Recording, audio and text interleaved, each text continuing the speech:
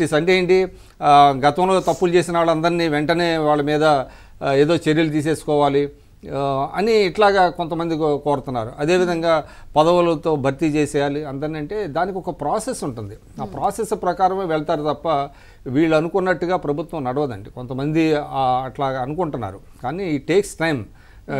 2 months అనేది very two small a period. అది అసలు 6 months అనేది ఏ ప్రభుత్వానికైనా వాళ్ళు తీసుకున్న నిర్ణయాలు అవుట్కమ్ రావడానికి కూడా రావాలి. ఇప్పుడు చాలా ఇంకా ఆలోచన స్థాయిలోనే కొన్ని ఉంటాయి, కొన్ని వెంటనే ఇంప్లిమెంట్ చేస్తారు, కొన్ని ఇంకా పైప్ లైన్లో ఉంటాయి. కాబట్టి అవన్నీ జరుగుతాయి, స్లోగా జరుగుతాయి. ఇప్పుడు 2 months వండర్స్ ఎవరు చూస్తారు? ఇప్పటికే చాలా వరకు చేశారు. చంద్రబాబు నాయుడు గారు ఆల్మోస్ట్ రోజుకు 18 గంటలు పనిచేసేటువంటి వ్యక్తి.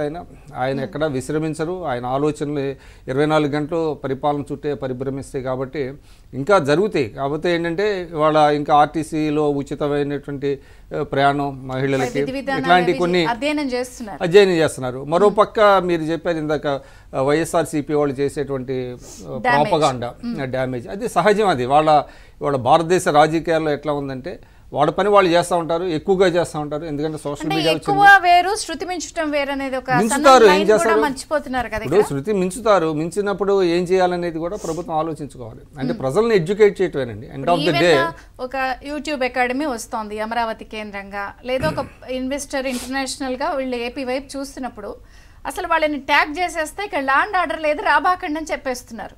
అంటే they will have their own sources అండి. అంతే, అంటే ట్యాగ్ చేసి కొంత డ్యామేజ్ చేయొచ్చు, కానీ వాళ్ళకు కూడా తెలుస్తుంది కదా ఇది నిజంగా దుష్ప్రచారమా ప్రచారమా ఏంటి, వాస్తవాలు ఉన్నాయా లేదా అనేటువంటిది. అందుకనే ఇదేంటంటే రెగ్యులర్గా ఇంతకు ముందు కంటే కూడా ప్రజల్ని ఎడ్యుకేట్ చేసేటువంటి మెకానిజం అనేది ఒకటి ఎస్టాబ్లిష్ చేసుకోవాలి ప్రభుత్వంలో, పార్టీలో. ఇవాళ ఒకటేంటంటే ఈ 2 months గొప్ప ఫలితాల్లో ఒకటి ఏంటంటే ప్రజల వద్దకు పరిపాలన. ఇప్పుడు జనరల్గా ఏంటంటే డెమోక్రసీలో ప్రజల చుట్టూ అధికారులు తిరగాలి, అధికారుల చుట్టూ ప్రజలు తిరగకూడదు. మన వ్యవస్థలో ఏంటంటే అధికారుల చుట్టూ ప్రజలను తిప్పుకునేటువంటి వ్యవస్థ ఒకటి వచ్చింది. అది తీసేసి ప్రజలు చుట్టూనే అధికారులు వెళ్ళాలి, అదే ప్రజల వద్దకు పరిపాలన. ఇవాళ ప్రజల వద్దకు పరిపాలన 1995లో ఆయన స్టార్ట్ చేశారు. ప్రజల వద్దకు పరిపాలన, శ్రమదానం, దాని కల్మినేషన్ జన్మభూమి. కాబట్టి ఇవాళ మళ్ళీ జన్మభూమి 2nd తీసుకొస్తామని చెప్తున్నారు. అంటే ప్రజల భాగస్వామ్యం, ప్రజలు ప్రేక్షకులు కాదు, ప్రజలు కూడా అభివృద్ధిలో భాగస్వామ్యం. ఎందుకంటే విలువైనటువంటి మానవ వనరులు ఉపయోగించుకోవాలి. ఇంకోటి ఏంటంటే మోరోవర్ ఇవాళ తిరిగి రాష్ట్రాన్ని పునర్నిర్మించుకోవాలనేటువంటి ఒక కోరిక చాలా మంది వెళ్తున్నారు. దానికి ఏంటంటే ఇంతకు ముందు ఏంటంటే జన్మభూమిలో ఎన్ఆర్ఐస్ కానివ్వండి, ప్రవాసాంధ్రులు కానివ్వండి, వీళ్ళందరూ కూడా వచ్చి పనిచేసి అంటే కొంత విరాళాలు ఇచ్చారు, కొంత శ్రమదానం చేశారు తమ ఊళ్ళకి, తమ పుట్టినటువంటి ప్రాంతాలకి. ఇవాళ ఆ సంఖ్య చాలా ఎక్కువగా ఉంది. ఎందుకంటే చంద్రబాబు నాయుడు గారు ఉమ్మడి ఆంధ్రప్రదేశ్కి 9 సంవత్సరాలు ముఖ్యమంత్రిగా ఉన్న సమయంలో ఐటీ రంగంలో కొన్ని లక్షలాది మంది వెళ్ళి వాళ్ళ విదేశాల్లో స్థిరపడినటువంటి వాళ్ళందరూ ఉన్నారు.